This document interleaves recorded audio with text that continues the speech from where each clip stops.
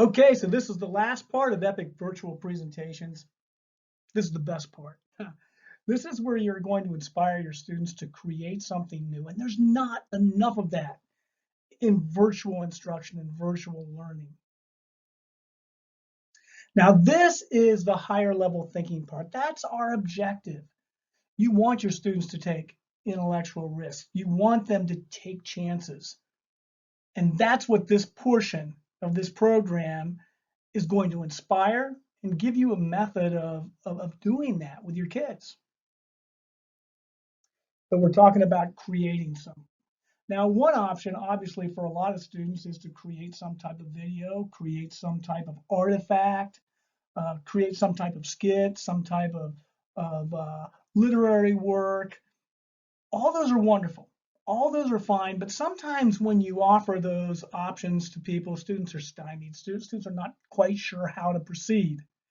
So one thing you can do is you can take this whole program and offer this as a vehicle for students to be creative and demonstrate that higher level thinking.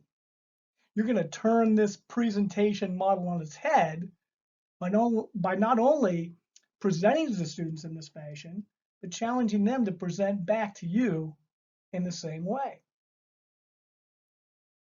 So here's what I have done with students before, and it has worked magnificent. And we're not talking about long presentations here. We're talking about 3-slide presentations. And just like the template that I've used throughout this presentation, challenge your students to create a hook, present ideas, and offer a challenge to their audience so they can have a 3-slide presentation. Not bad.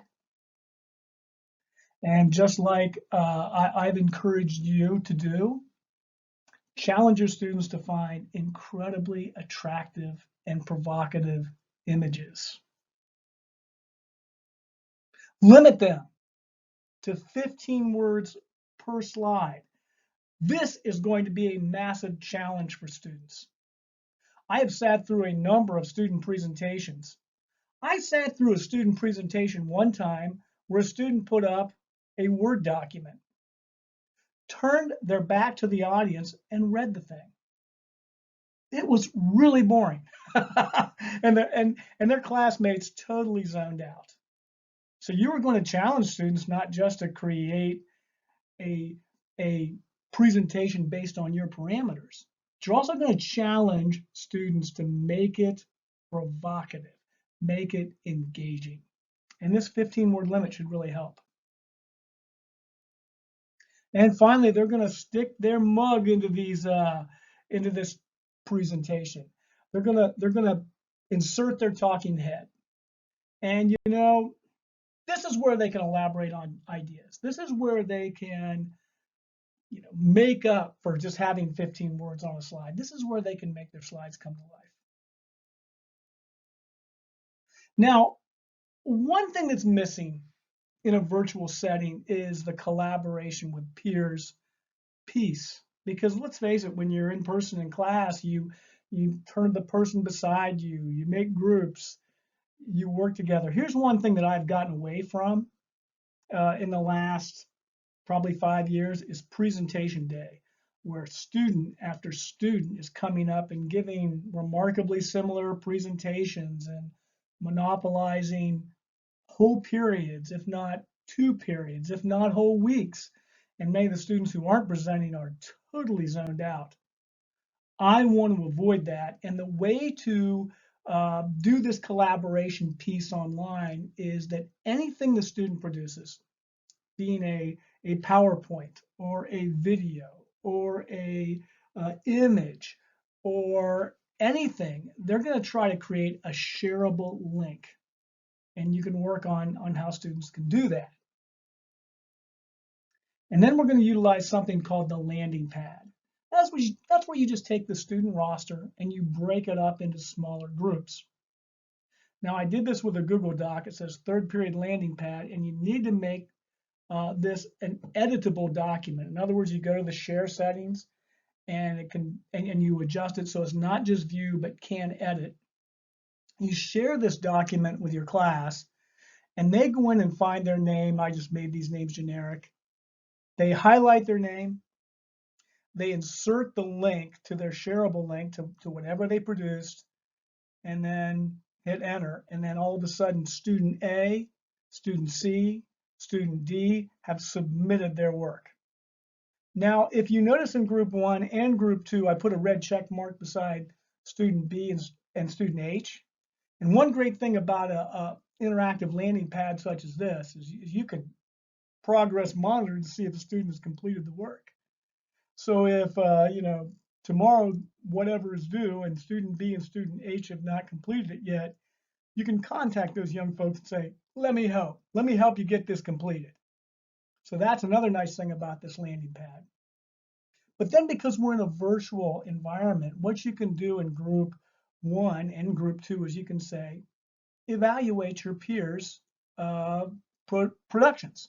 Evaluate, if you're student A, evaluate B, C, and D.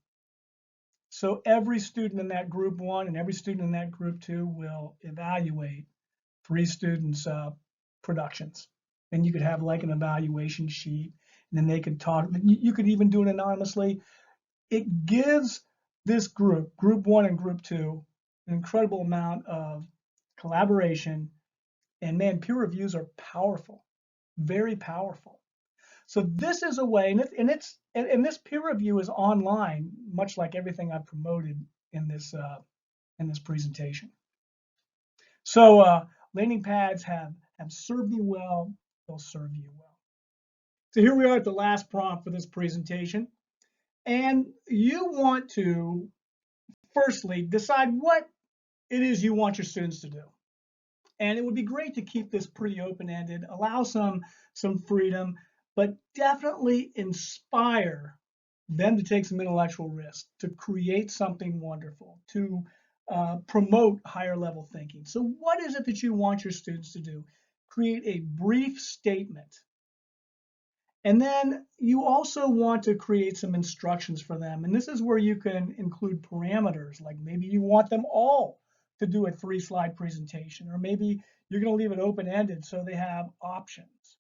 But you want to put things in like wonderful images, no more than 15 words, insert your talking head. And you also might want to insert images on how to put on magnificent images in PowerPoint, how to create it into a video, and how to upload it to YouTube. You want them to get some type of shareable link, regardless of what they do. And then finally, create a landing pad for your class. Just take the class roster, break it up into smaller groups, make that Google Doc something that people can edit, and then be prepared to share it with your students. I can't wait to see with what they come up with.